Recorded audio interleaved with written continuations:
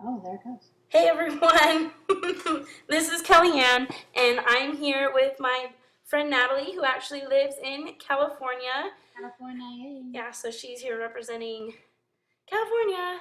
Yeah, Um, no pressure. yeah, no pressure, right? So she's going to be here helping me out with our final discussion over Common Core. So, just real quickly, we are talking via Skype since I do live in Georgia, so I'm a little far away from you. So, I know we live in a constant state of missing each other. So we are on Skype. So your screen is going to show her on this window right here, and then me above it.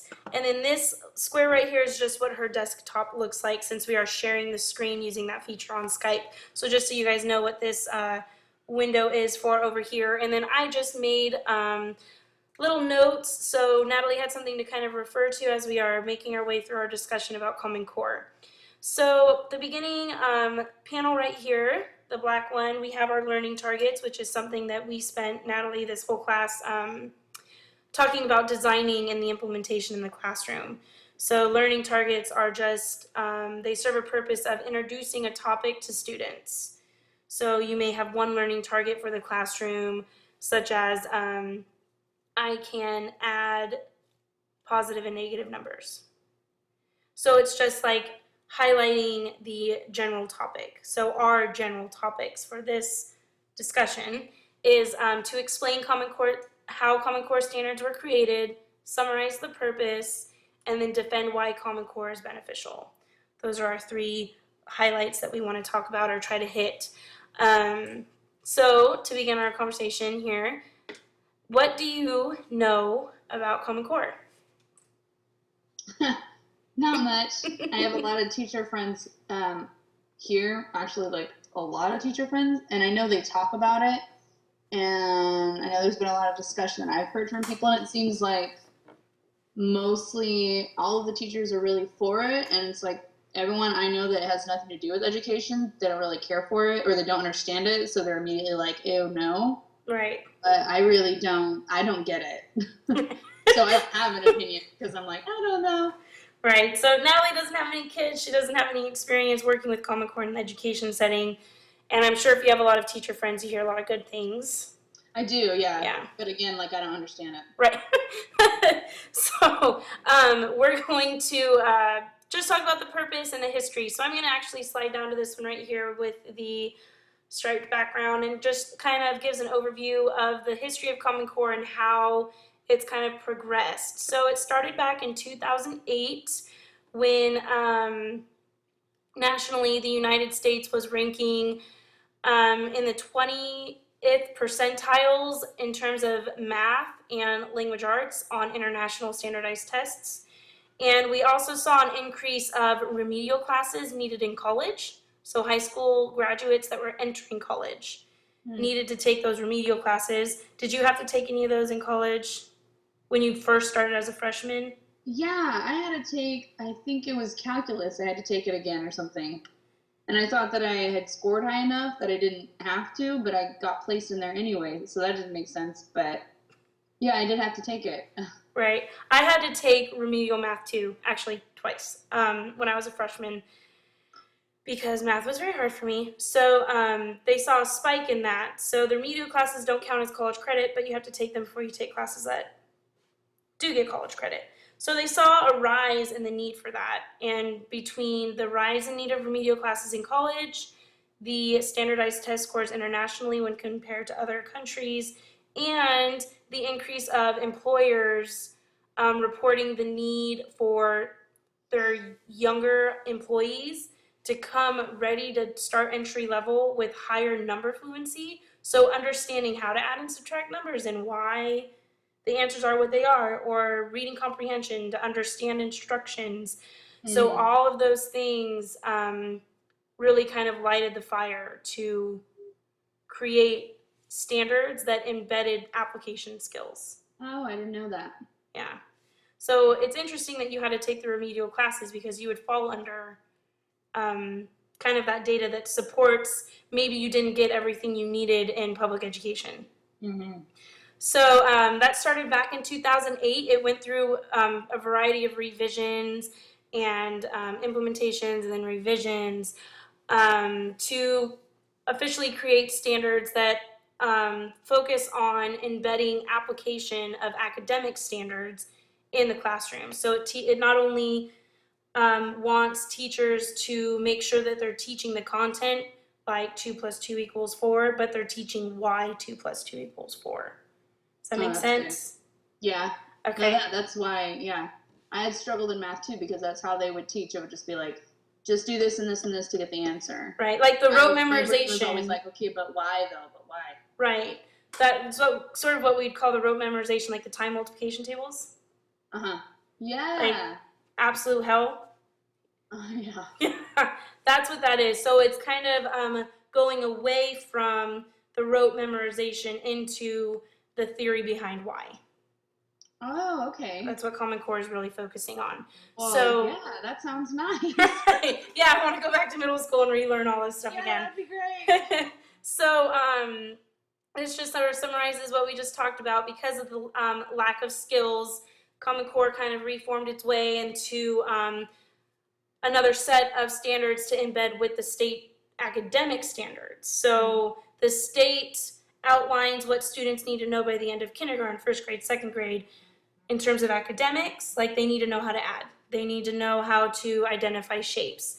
And then Common Core covers why they need to know that and how they're going to show that they know that. Okay. So it's really significant when you think about these students who are currently just starting the Common Core. Many states, if we saw right at the end, we still have, not all the states in the United States have adopted Common Core. We're at 42 states as of 2015, which was just this past year. So we really haven't seen much data in terms of the influence Common Core has had, but as my personal experience, I can see it really affecting my middle schoolers as they come in from elementary school working with Common Core, learning those different strategies to not only promote the rote memorization of 9 × 2 = 18 just because I've memorized it, but understanding why that is. It also, Common Core is neat because it really focuses on teaching students to think about the academic content in real world terms. So have you ever sat in class and thought to yourself, why do I need to know this? Oh God, yeah. Almost every day, I'm sure. Especially when you're in middle and high school. Yeah. Especially in math, for sure. Like math was, I mean, it was hard for me to want to even do math because I would sit there and think, I'm never going to use this in my life. And you know, my high school teacher was good at math because he would do that, explaining the why and everything. Right. So his classes I found were easier. Because you got the real world connection. Right. Right. So that's what Common Core is all about. It's offering that real world connection to students because now our learner, our student, is now not so much focused on what's the quickest way I can find the answer. They're more asking exactly what we were just talking about. Why am I learning this? Why is that the answer? So Common Core really addresses that why question. What I also really love about it is that it focuses on promoting the communication, like how to work in a team. I don't know, do you have any experience? I know that you work or you have hobbies in drama, and do you work with people that are younger than you? Well, I used to. Oh, you used to coach. Yeah. So Yeah. I was in college working with high schoolers. How did you find their like ability to communicate with each other, or like maybe if there was a challenge set before them, were they able to kind of problem solve through that, or were they really needy? What was your experience? Yeah, they tend to be needier. This was about I coached 5 to 10 years ago. I think I stopped coaching about 5 years ago. So yeah, they were, they needed their hands held a lot. Right. But that's where you have captains, and the captains were the ones that were kind of move things along a little right. bit. Did you find that the captains were able to take on that leadership, or did they even still need to be like, Coach Natalie? No, yeah, they were usually pretty good at taking charge. Well, that's good. Yeah. That's good. It was nice. Yeah. Less work for you. That's really awesome that by the time that they get to high school, they were using those skills. Yeah. Because Common Core really stands to promote the practice of those communication skills so that more students don't shy away from challenges and shy away from communication, and they're able to really do those skills by the time they graduate high school, move on to college, and especially into the workforce. Because I'm sure you work in marketing and design, communication is key. Yeah. And I'm sure that you're given parameters to what you need to create by the end of the day without much instruction. Yeah. You kind of are just like, here, create this. Yeah. And you kind of have to take your initiative. They tell me what they want and when they need it, and I say, okay. Right. So that shows that you have really strong skills in using your resources and your knowledge of programs to create something. I know I make it all sound fancy, right? Thank you. I'll write your next resume for you. Yeah. But really, you're using a lot of the skills that Common Core aims to teach the youth. Those are all skills that really Common Core is trying to embed in the academic learning. Because right now, I mean, the younger students were showing a lack of those skills. Interesting. Yeah, right? No, yeah, I mean, it really makes sense the way you're putting it. Because those ones that I had chosen as captains, the one that showed that initiative and that sense to take leadership on, they're the ones now looking back 5-10 years later, they're really successful now. Right. You know what I mean? Could you imagine programs and all that kind of stuff? What's that? Could you imagine having a whole team of leaders like that?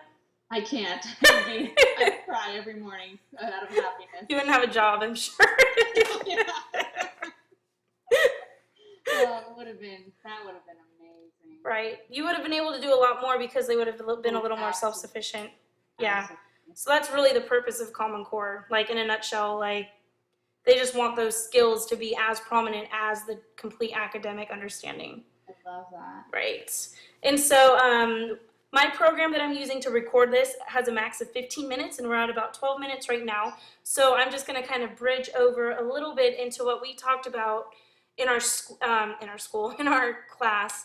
So we really focused on learning targets, which I mentioned at the beginning, which is what we use to kind of open up the lesson, which you may or may not have used when you were coaching.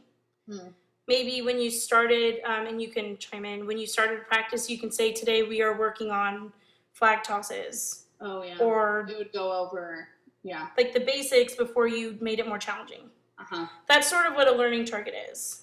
It's kind of saying, here's what we're going to do. We're going to start with maybe reviewing a basic skill you need in order to make it advanced. And then did you end the practice with saying, okay, now everyone show me this new flag twirl you practiced. Oh, yeah. So that's you actually using assessment. You are assessing if they met their learning target goal. So you were actually using these teaching practices without even knowing it.